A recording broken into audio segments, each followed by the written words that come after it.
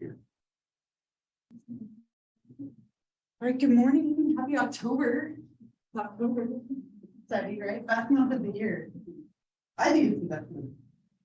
And I'm gonna put it up on the board, but I'm sure that that's where I need to remind you, but I'm gonna remind you we don't have class on Thursday because I'm going to here. So I'm gonna write it up here. Class. And very important business trip. I know. I feel it coming on. I'm just kidding. Feel the sickness coming right now. I said that, and then I feel like I was starting to get sick over the weekend, and I was like, I jinxed myself, but I feel like I'm okay. I think it was just because I screamed a lot at the soccer games on Saturday, and then my two favorite football players played each other Sunday night, and I was screaming at that. Like, I think I did too much screaming, so, but I'm recovering. So, but yeah, I will be here Thursday. I will think of all of you.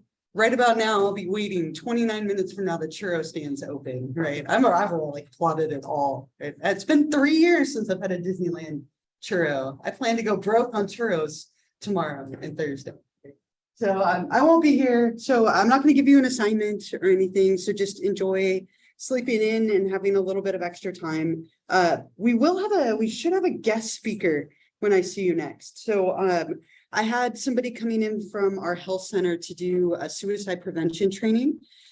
So instead of me covering chapter 7, they'll come in, they'll lecture a little bit about suicide prevention, and they go over something called QPR, which is a strategy for helping to like minimize risk related to suicidality. So the cool thing about that is you get a little certificate. And you can put that on a resume or an application for something, which looks good. So they should be coming in on Tuesday or Thursday next week. We're still kind of figuring that out. So we'll keep going with this today, and then either Tuesday or Thursday next week, they'll come in and do that presentation. And I already posted the slides for chapter 7, so they'll be covering it and I won't be lecturing on it. But I won't see you Thursday. I'll post something probably Wednesday night just to remind you so you don't show up or forget, but hopefully you remember and you sleep in and you take that extra time rather than coming here and wondering what's going on. There'll be a sign on the door, but sleep in, right? Get that extra time for yourself. Felt like I had something else to say, but it left me. I'm thinking about Disneyland. We got to wake up early tomorrow. That's not exciting. It's never fun to wake up at like 5 in the morning, but it will be fun after that. I think I'm excited. It's all I keep talking about. And I have like, It's a Small World on a loop in my head. Like, I really wish it would go away. But other than that, I think I wrote in my notes, right? We got through this and then we got to this slide, but we didn't cover it yet, right? Does that sound correct? Okay. So we were talking last time about all of these biological explanations for depression, right? That it's these biochemical factors like neurotransmitters. We talked about brain circuits. So the most common culprit that we know of right now, right, is these neurotransmitters like dopamine, serotonin, norepinephrine. And so if we believe that those are the culprit, we're going to give somebody an antidepressant drug in order to make them feel better, right? Antidepressants fight depression. They alleviate depression, along with anxiety and a bunch of other things as well. And they fall into 4 main groups of drugs. And I have them up here from oldest to newest. So we have the MAOIs, the tricyclics, the SSRIs, and the SNRIs. So 4 groups of drugs, and you can kind of divide them in half even. These first ones up here are by far the oldest. These drugs are quite a bit older, and they have a lot of side effects. Right? These are drugs that were developed in like the 1950s, 1970s. They're drugs that are hardly ever used anymore. If you went into a doctor to get an antidepressant, they're not going to start with the MAOIs or the tricyclics. They're just not. They're older drugs. They're going to start with these 2 down here, which are newer, and they have less side effects. They're quite a bit more targeted. Both of these are called selective, and then whatever comes after it, they're very specific in the way that they work compared to the ones up here, which are a little bit more like broad in the mechanisms that are happening within the body. So because these are more specific and selective, right, they tend to have less side effects, so they're used quite a bit more. The MAOIs are very, very rarely used, right? Like only in very severe and rare cases where somebody isn't responsive to the rest of them. But typically from 3 and 4, these are the drug categories that we're going to start with. And I have a little video that talks about the way that all of these work. It's not the most thrilling thing, but I do think it's quite helpful for understanding that. So let me play that for you, and then we'll talk a little bit more categories work. And as a side note, they mentioned serotonin syndrome at the end. I've always kind of, like in my head, not thought that that was that big of a deal. Actually got serotonin syndrome at the beginning of this year, and it nearly killed me. I ended up in the hospital with a blood pressure of 196 over 140 something. Like I was this close to like a seizure. It often happens just when drugs interact with each other. Medication that I was on interacted with cough syrup. Like, and I had no idea that they had like a weird interaction with each other. And like when I took the cough syrup the first day, I felt strange. The second day I felt sick. And the third day, like I woke up in the middle of the night. I had no idea where I was, and my blood pressure was through the roof, and had to go to the emergency room at 2 a.m. This was like 4 months ago, maybe. So I have a very different perspective now on serotonin syndrome. Interesting. And it goes away within a few days, but it was like 2 medications interacting with each other. And that can happen when you're taking multiple drugs, right? They can have all these side effects that sometimes you don't even know about. I know now never to take that cough medicine again. Delcium is apparently not a good medication for me. I thought it was just a cough syrup, but apparently not. Yeah. This Okay, I'm glad you asked. So DA is dopamine, NE is norepinephrine, and SE is serotonin. All right, so just abbreviating them. So SE, serotonin, NE is norepinephrine, and DA, dopamine. Yeah. and the MAO. MAO, monoamine oxidase, which is up there on number 1. Mhm. So I put them up here, oldest to newest, right? And they described it a little bit as well, but you can see a little bit, if you look at how they work, you can see why the ones at the top have more side effects. So MAOIs, sometimes called the MAOIs for short, they decrease an enzyme that's produced in our body called monoamine oxidase, which is at the end of number 1 up there, if you're wondering how to spell that, monoamine oxidase, or MAO. So they decrease MAO in our system, which then affects serotonin, norepinephrine, and dopamine. So it's reducing one thing to then increase 3 others. And because it's affecting so much, tends to cause an incredible number of side effects.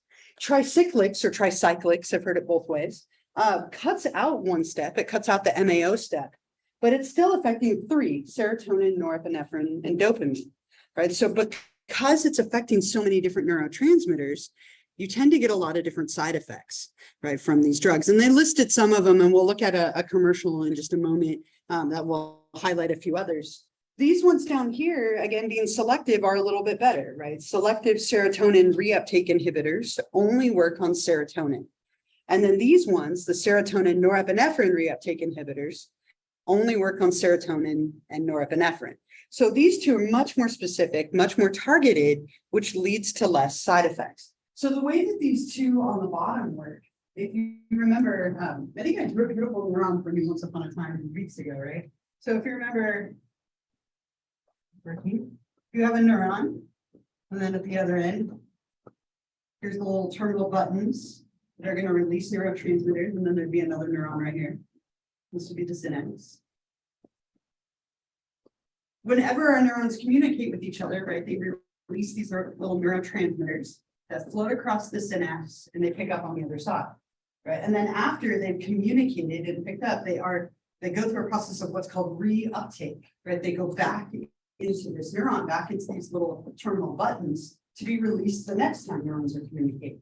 So what these drugs do, these selective serotonin reuptake inhibitors, is they prevent that reuptake from happening. So instead of keeping the message going and then being reabsorbed or reuptake back into this neuron, they stay in the synapse. And so we get more serotonin as a result, which is thought to reduce depression, or more serotonin and norepinephrine. So all of these drugs are working on those three different neurotransmitters that are thought to be a culprit with depression, but they tend to be a little bit difficult. It's hard to find the right drug in the right dosage that helps you, and you can also tolerate the side effects. Now, there are an incredible number of these drugs. The most common MAOI is a drug called Nardil. It's almost never used anymore. And tricyclics, it's Elavil. Again, both of those drugs aren't used. You probably haven't even heard of those. But when you get to the SSRIs, these are drugs like Prozac, Zoloft, Celexa, Lexapro, right? Medications that you probably even have seen commercials for on TV. They're very commonly talked about. The SNRIs are things like Cymbalta, Effexor, Pristiq, right? There's new ones coming out all the time, but all of these drugs do tend to have side effects. And again, it can be a little bit tricky. It takes about 2 weeks when you have one of these prescribed to you for them to start really working and help. And in that 2 weeks, you might also be experiencing side effects, which sometimes can be worse than the depression itself. And every now and then it even makes the depression worse, very common in teenagers and children. And so it could be that you go to a doctor and they prescribe one, and then you have to get used to it, and then maybe even go off of it and try a new one. It's a lot of trial and error. And if any of you have ever known someone who's taken an antidepressant, right, again, they can take a little bit of time to work, but they can also be life changers when you find the right one in the right dosage and so on. I mean, anyone know someone who's taken these? Any comments or stories or thoughts or anything? There are a couple of you raised your hand. Any thoughts? Yeah. Yeah, or questions? Yeah. It's like I've heard people describe it as that. Like feelings like it. Sure. It's less common with these than it is with when we talk about mood stabilizing drugs like lithium, for example. Those tend to kind of make people a little bit numb, because what the mood stabilizers do is they bring the highs down and the lows up. So you're kind of flat in the middle. And what that can do for people is make them feel kind of numb a little bit, right? That they're less responsive. That's not so much the case with these. These tend to minimize the lows. So people might not experience as much like sadness, but the mood stabilizers, that is a common complaint. And we'll look at that a little more when we get there in a bit, for sure. Yeah.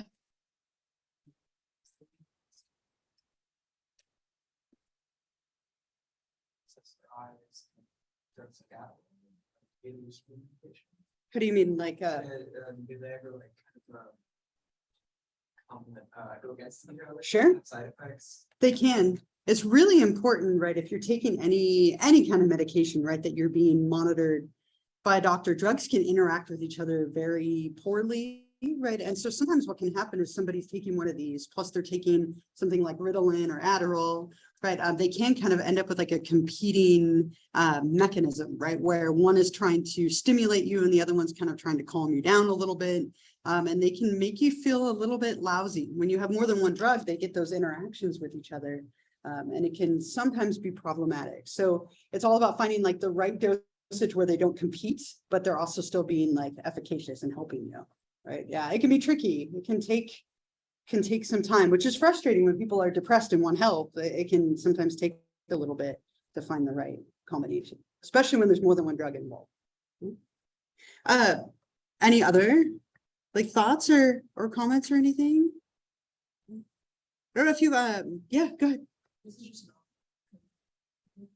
but okay, and this is literally just me thinking about what I know from since Adderall increases the mood, then would something like tricyclics be ideal for someone who's has still ADHD and depression?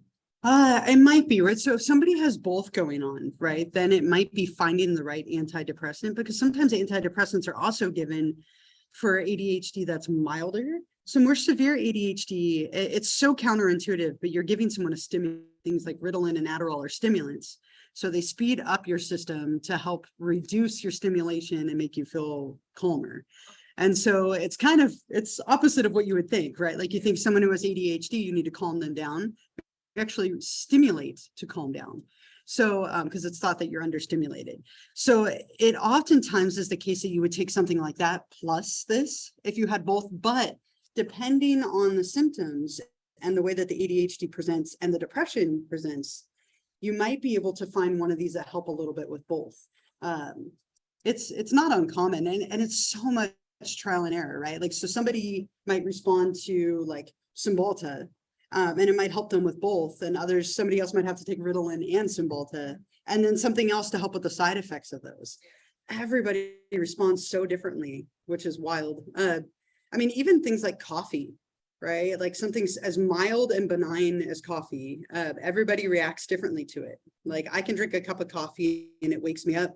My partner can drink a cup of coffee in bed at 9 p.m. and go to sleep. Like, if I drink coffee after 3, I won't sleep at night. Like, I just won't. I'll be up all night just staring at the wall. Everybody has a completely different reaction, right? Yeah. So I have I just went on like YouTube and typed in antidepressant commercial. And the first one that came up was Cymbalta. And so I'll play a commercial for you. I don't know if you've ever consciously paid attention, many of them. And so this is something that everybody has to weigh, can I tolerate these side effects? Are they worse or better than the depression that I'm experiencing? And not everyone goes through all of them. Things like feeling nauseous is really, really common. Sometimes weight gain, it can be pretty common as well. But typically people can tolerate them fairly well, but some of them interact with people very poorly. And so you go on a drug, you try it, see how you tolerate it. And if it works, great. If it doesn't, then we try a different drug. And we might even try a drug from a different category, depending on the symptoms that you have.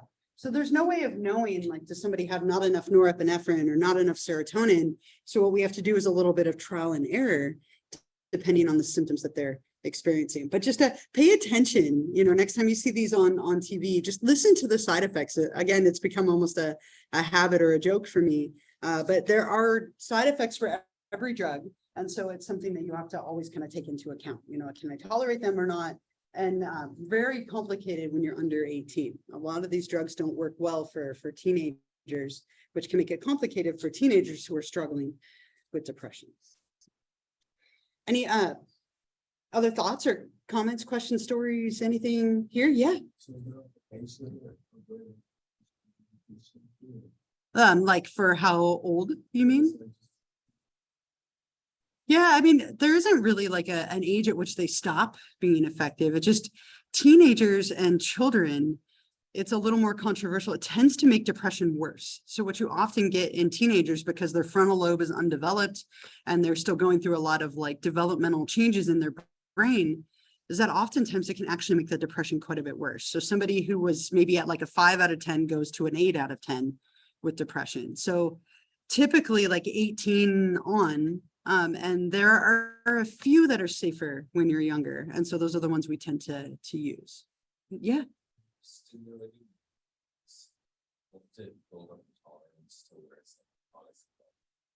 Oh, the neurons, you mean like when you're stimulating them? So what can happen is it can actually kind of adjust over time. So in a way, yes, some people take these and they take them forever. Right? Like they need them forever. Their system doesn't kind of correct.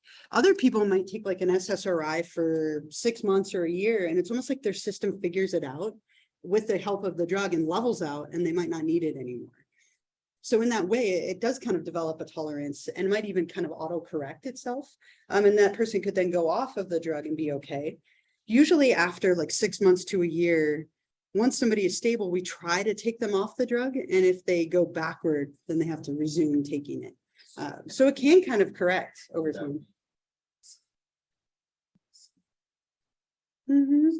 Yeah, it could be. And sometimes people's system will adjust on its own. But oftentimes when people take one of these drugs for a time, it can kind of fix the chemistry. It's like their body gets, oh, okay, I need more of this serotonin, so I'm going to produce a little more. And it sort of figures it out on its own.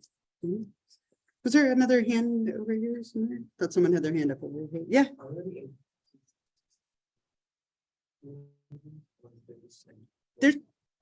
They're not any, I don't think there are any that are specifically designed, but there are some that are safer, right? So there are a few that tend to be used more frequently for teenagers. Ideally, you don't put children on an antidepressant if you can help it. Right, children by nature are still learning emotion regulation, so they don't tend to be as effective anyway. But for teenagers, there's a few. One that is used a lot is Prozac. So Prozac tends to be one that's commonly used for teenagers. It just doesn't tend to have as much of a negative impact. So typically they'll start with that one. And if that person can tolerate it, great, then you're good. And if they can't, then you might try. There's one or two others. And sometimes people just can't tolerate them, which is a shame, but it happens too. If medications don't work, or somebody can't tolerate them, or maybe their depression is too severe, we can consider some other treatments for depression. Now, these are never like the first line of defense. Like you wouldn't go to your doctor and they'd be like, let's do some transcranial magnetic stimulation for your depression. All right. But if you weren't responsive to medication, then we could try these. So the old standby is the first one, which we talked a little bit about before, electroconvulsive therapy. Remember, I showed you that One Flew Over the Cuckoo's Nest clip where they passed that current through his head.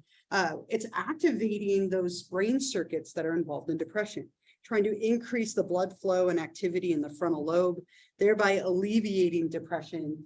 Electroconvulsive therapy is the old standby. It's been around for a very long time. It's like 6 to 12 procedures on an outpatient basis where people go in, they receive this treatment, and then they go home. And it's thought to slowly activate the brain and help it to kind of alleviate depression a little bit. The second one, though, is gaining a lot of popularity. TMS, or transcranial magnetic stimulation, is the future, I think, of these methods, right? It's not being used as much right now as it could be because it's expensive. Like one round of procedures of this is about $10,000. It's very privatized and it's not covered by insurance, but it has been shown to be wildly effective.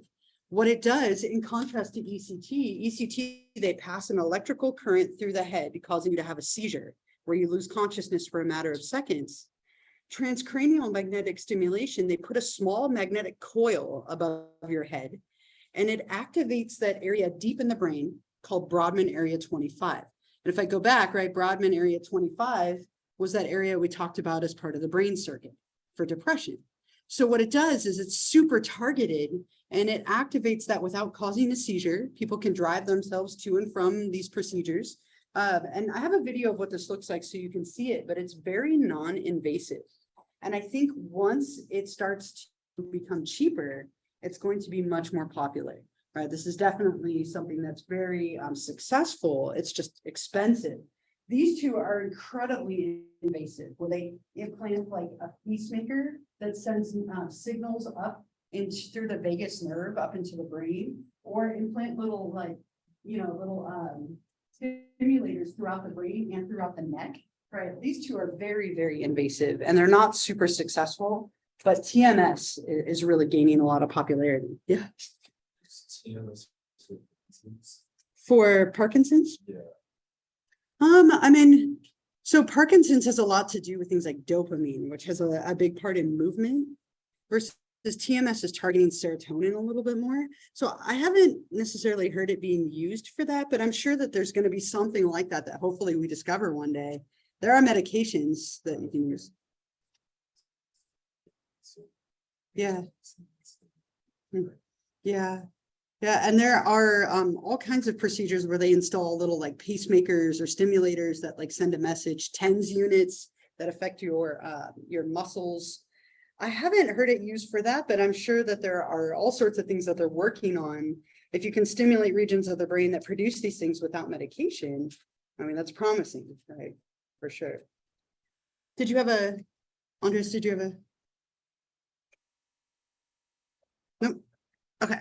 Let me show you this video of what this looks like. And this is that it says it's stimulating is that Brodmann area 25.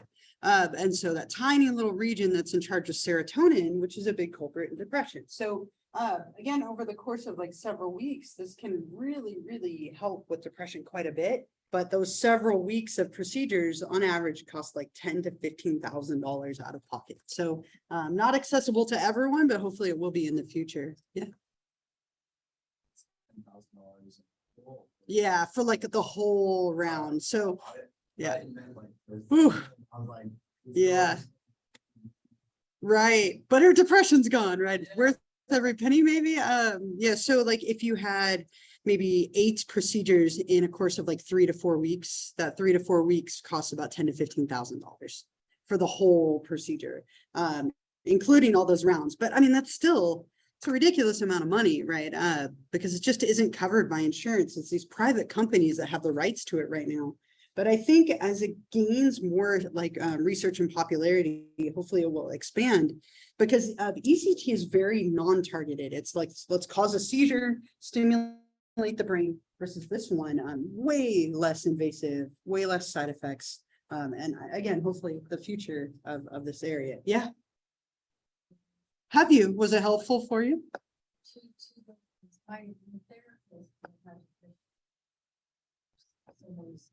Mm-hmm.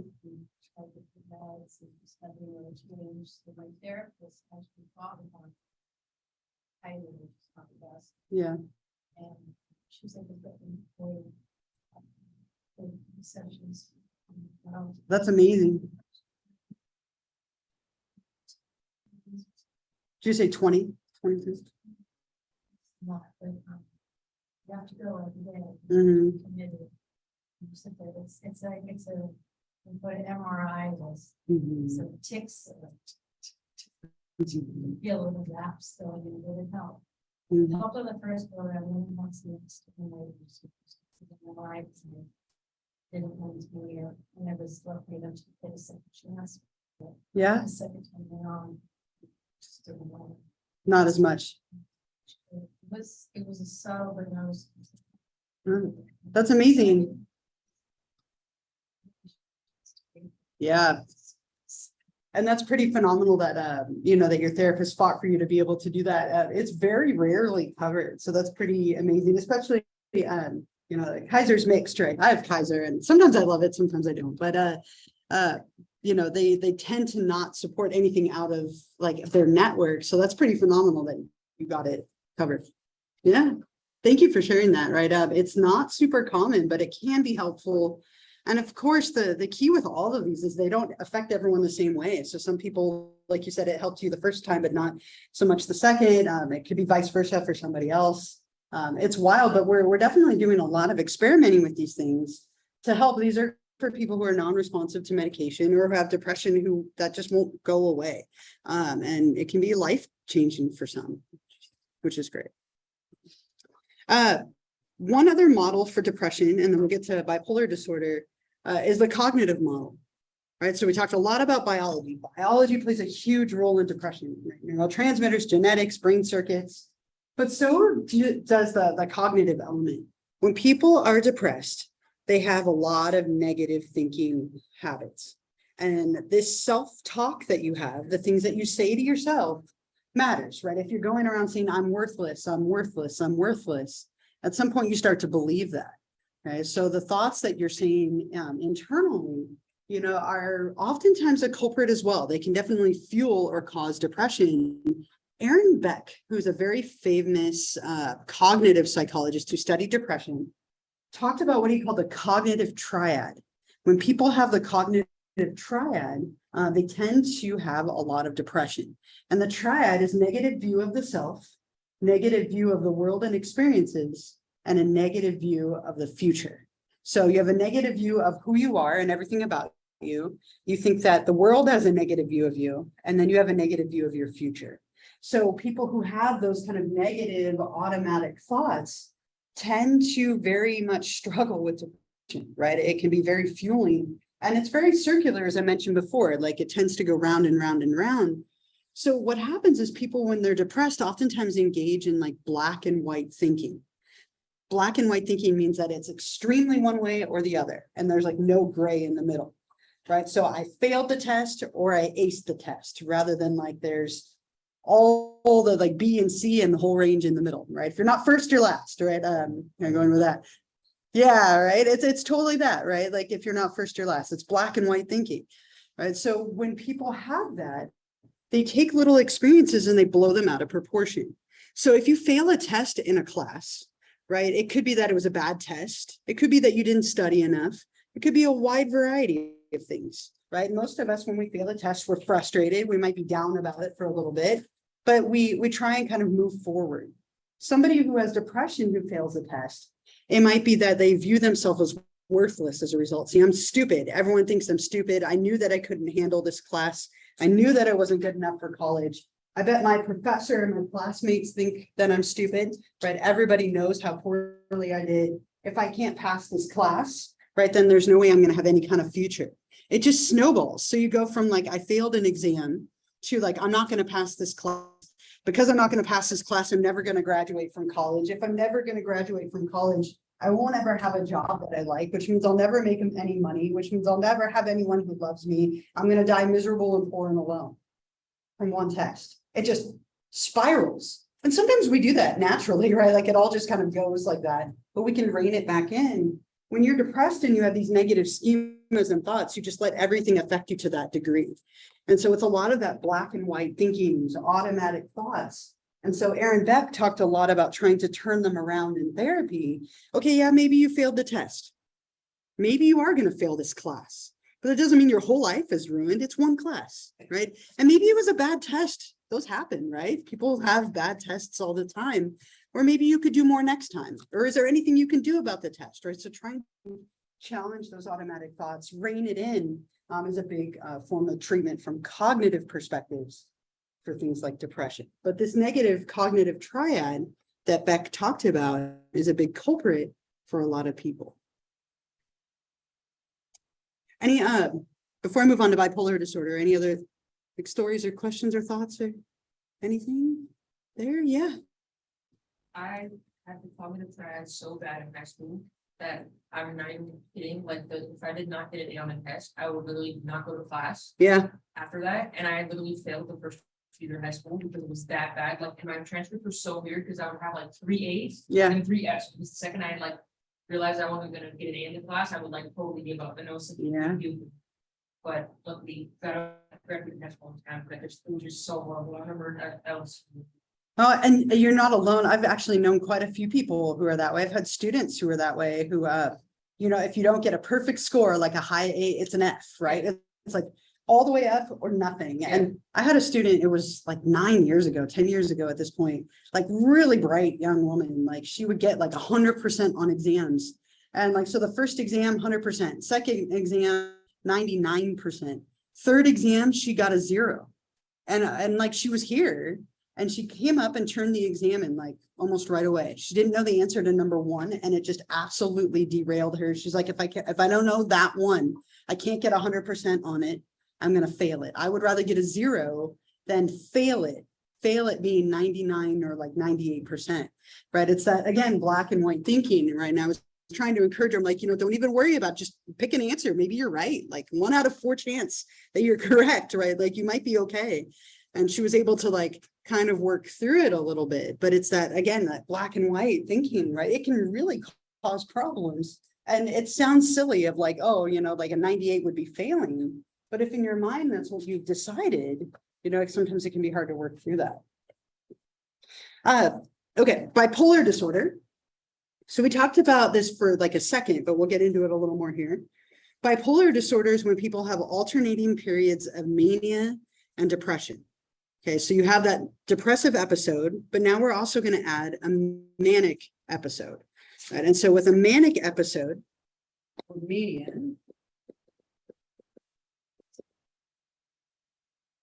in order to have a manic episode, you have to have 3 or more symptoms lasting at least a week.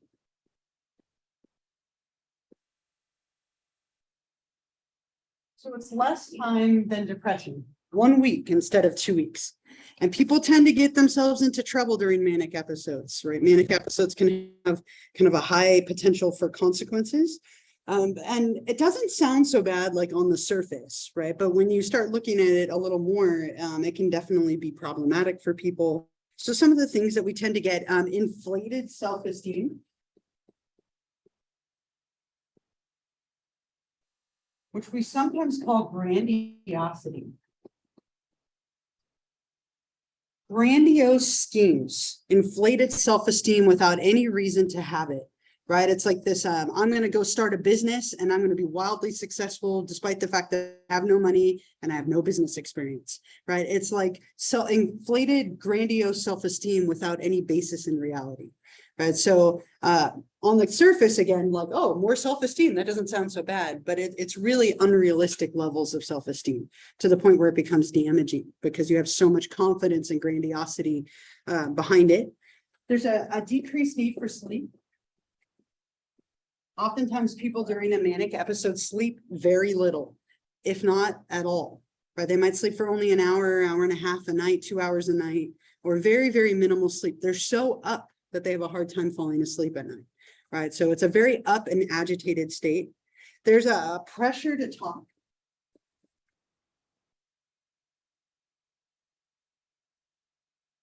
Sometimes we call this pressured speech.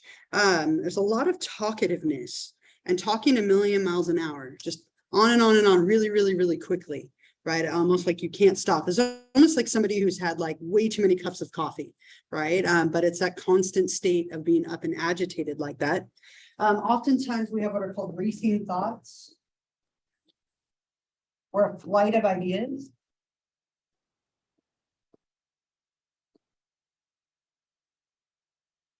Right, so people's thoughts are kind of jumping all over the place from one thing to another, to another, to another, and they're usually still somewhat connected, but they are like having a flight of ideas. Their thoughts and ideas are all over the place to the point where they might be difficult to follow in a conversation, just because they're just so scattered and all over the place with their thoughts. Tend to be distracted. Right, so your distractibility is quite high. There's a lot of psychomotor agitation.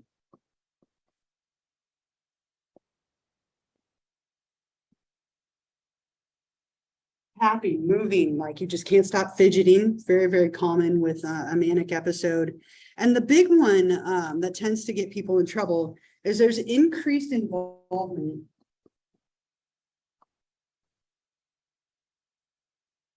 in pleasurable activity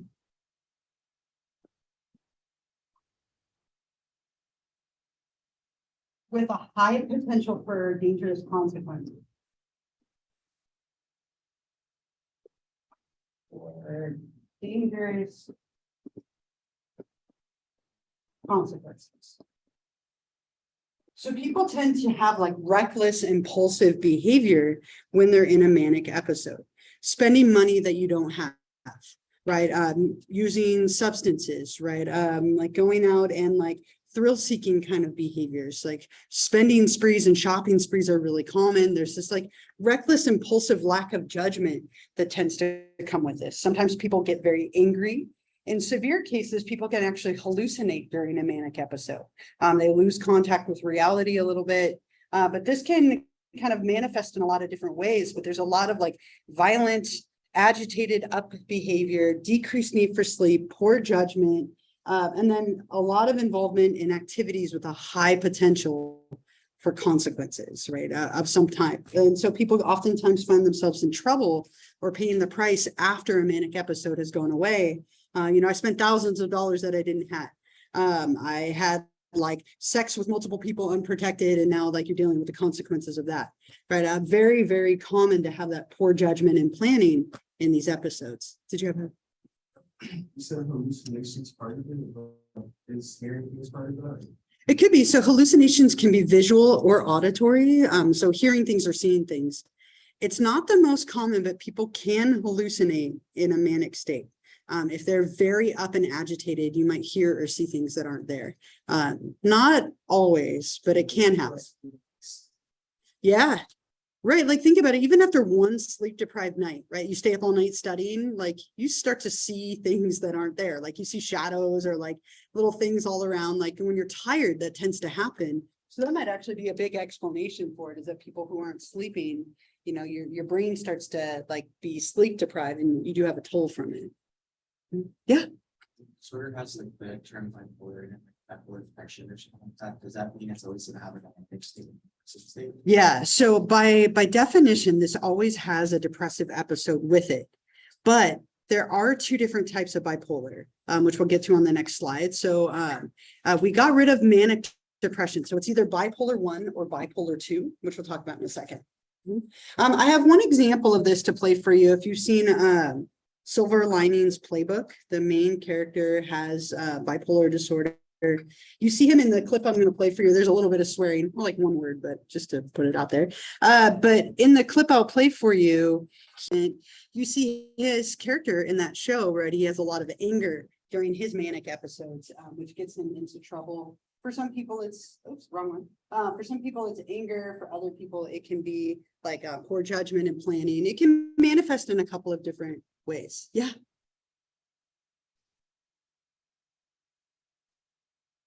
It's hard. It can go either way. They're oftentimes just kind of random. So what happens is people have a depressive episode, and then oftentimes normal mood for maybe months, right? And then out of nowhere, they can have a manic episode.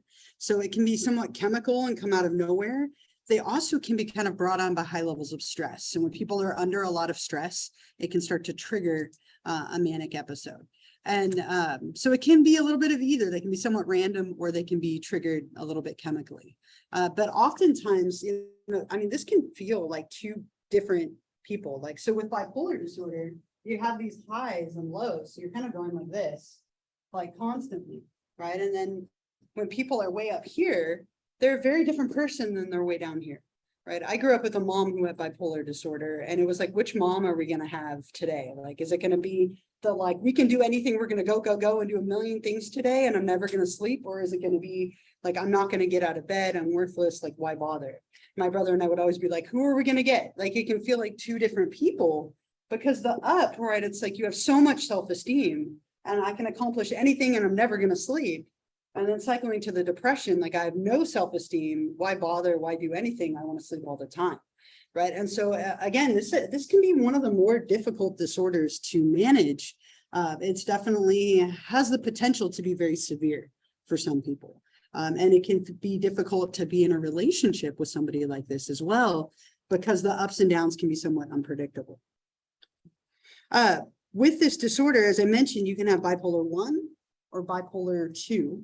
There's also something called cyclothymia. Right? So bipolar 1 is the more severe of the two.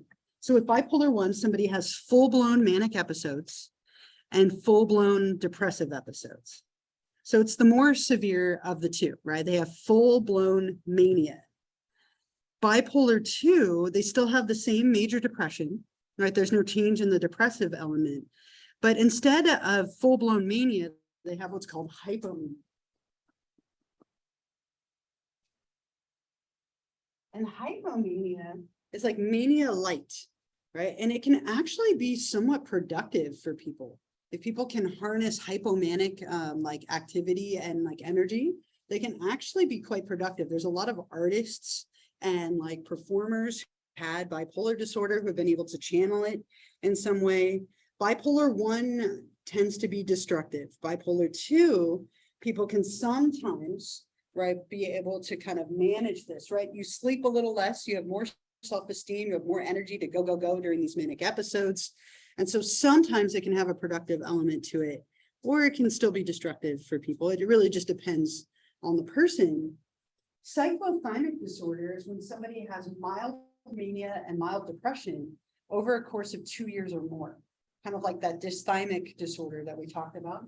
So this is somebody who has like lows and highs, very commonly missed. This just could be mistaken for your personality, but cyclothymic disorder is another way this could manifest. But by far, like bipolar 1 and 2 are much, much more common.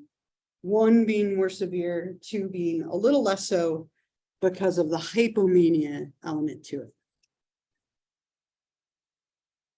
Other questions or thoughts or stories? I'm sure some of you know people who have bipolar disorder. If you have any other thoughts, yeah. Cyclothymic. If you can miss it, like you get on this, I can be productive and then also get like these things. Yeah, but you still are outside of like the normal realm of mood variation. So it still has the potential to be damaging, but much less so than bipolar 1 or 2, right? If you're way up here for 1 and 2, it's going to be way less for cyclothymic disorder. And it might just seem like who somebody is. Like you have some little ups and some little downs, but they might last a little longer, be a little more intense than is average. But yeah, I mean, if you can harness that hypomanic energy, right, it can sometimes be really productive for people. Because it's not so inflated like a manic episode. So it can sometimes be that way. It's definitely the least impacting of the 3, for sure. Yeah.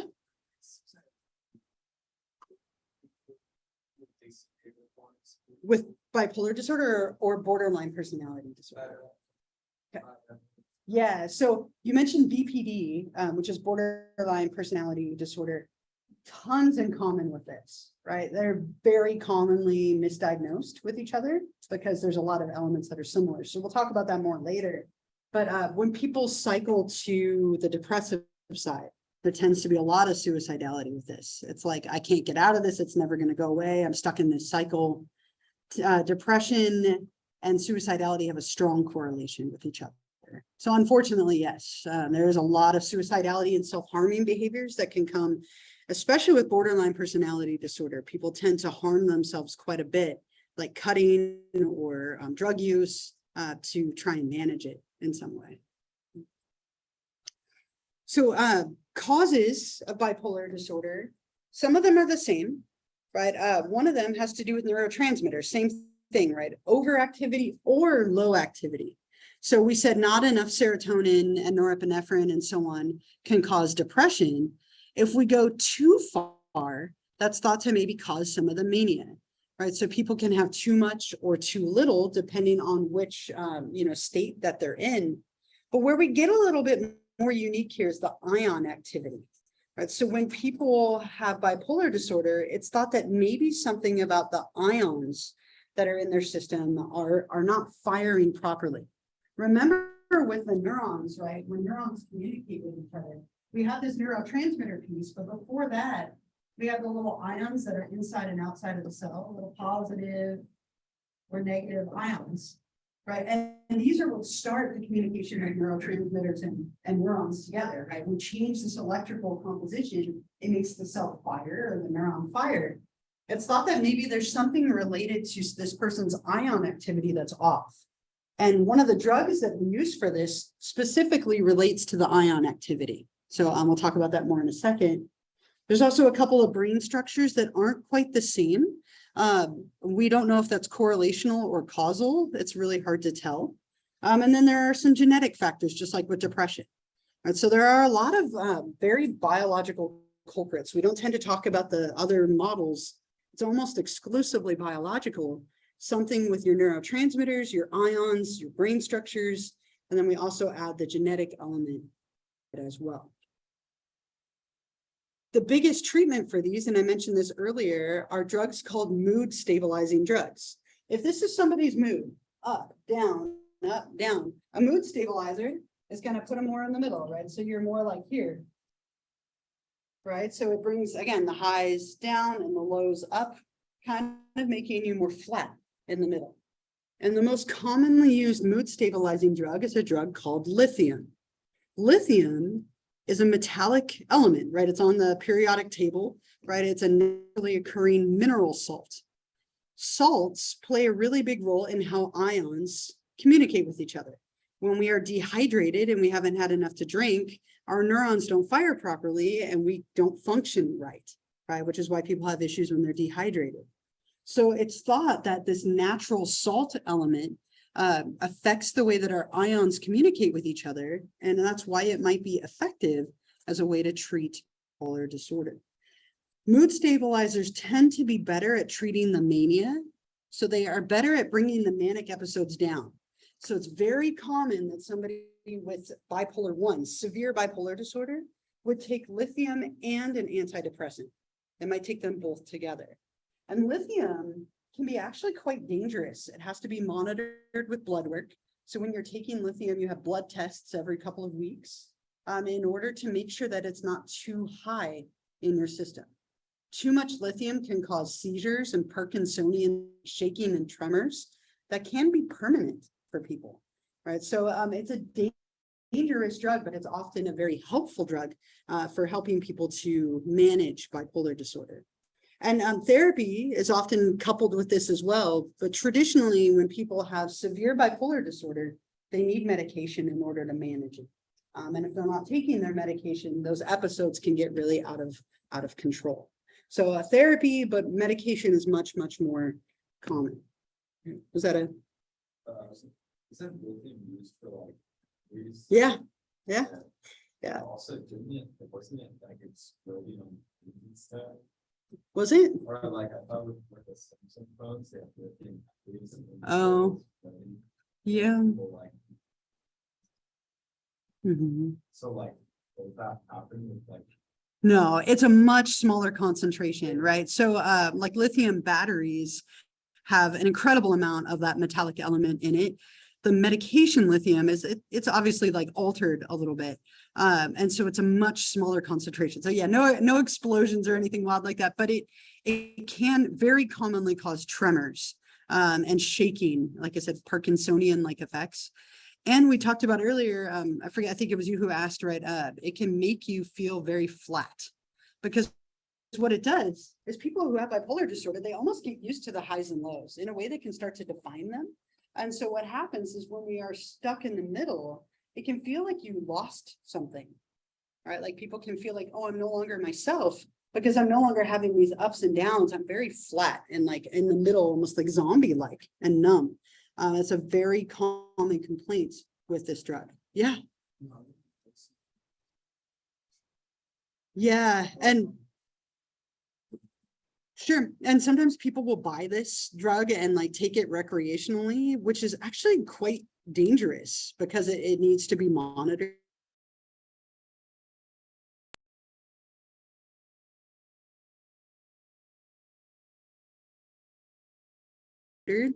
So oftentimes if people don't have agitated, restless, you get something called akathisia, which means you can't sit still. It's like a shaking, like constant moving.